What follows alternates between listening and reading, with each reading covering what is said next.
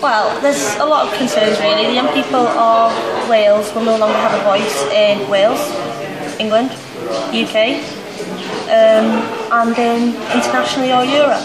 So that's one major concern. Children and young people won't have a voice through any platform of young people. And we all have a right to through the NCLC, Article 12. The issues young people have can't be discussed nationally, and therefore the government won't be influenced by young people. My concerns with Funky Dragon's funding being cut is that the young people on the local levels' voices won't be heard nationally, then in the UK and internationally. So local forums won't have representation across anything, and then they won't have young people to meet up with other forums and build networks to find out what work they are doing, and then find out how they did it, so then they can also mimic the work that they've done. So, you know, local forums are doing similar things and achieving the same things.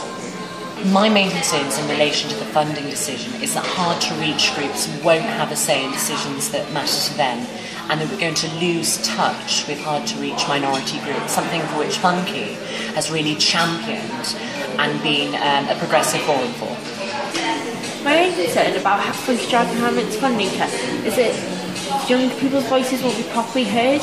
By having Funky Dragon, every local authority and youth forum in Wales gets representatives, so everyone can get the voices heard equally. But by not having Funky Dragon there, some forums may get their voice, but others may not, thus making the voice of young people in Wales unequal, and then not a full representative of a lot of young people in Wales. My concern is that young people won't get their voices heard by government. Concerns I have about Funky Dragon having their funding cut is that the average young person won't be able to have their voice heard by officials, ministers and other roles such as the commissioners. The major concern for Funky Dragon's funding being cut is the fact that children's voices won't be heard, meaning that those children will be being mistreated on the fact of Article 12, so they won't be able to access the service of being able to speak nationally in, say, Welsh Assembly and about their issues on a national level. My main concern about Funky Dragon's funding being cut is the fact that it kind of gives the impression that Welsh Government doesn't really want to engage with us anymore as young people, and the fact that Funky Dragon does it in one whole way across the whole of Wales between 11 and 25 makes it an easy opportunity for them to talk with young people. I think that if Funky does have his funding cut, then young people from across Wales are not really going to have their voices heard on the local and national level. Being the UK Young Ambassador for Europe, I'm not really going to have that platform to feed back into and take the young people's Welsh voice to Europe and represent them on an international level. I'm concerned that young people who contribute actively in local youth forums, such as in my local authority, my youth council in Conway, that will have sort of no sort of bigger effect on decisions that affect them, apart from in like a local level.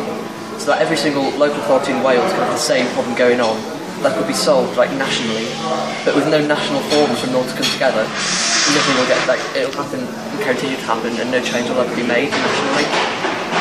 And also sort of internationally, like looking outside of Wales, Wales will be left as the only country in Europe which wouldn't have that sort of structure in place for young people to have says in what national movements are in terms of policy that affects them, and that's scary. I'm concerned that all the young people in Wales won't have an opportunity to feed into the decision makers of the Welsh Government, because part of our work is to feed into them, to tell them what we feel should happen in all the local areas, not just our own. And without that link, then the young people will feel that they're not valued enough. I think that it undermines the young person's voice. I think it completely undermines Article 12 of the UN Convention for the Rights of the Child. I also think it doesn't give us a chance to give an alternative perspective and a radical perspective, given that we're the people in 20 years who will be leading this country.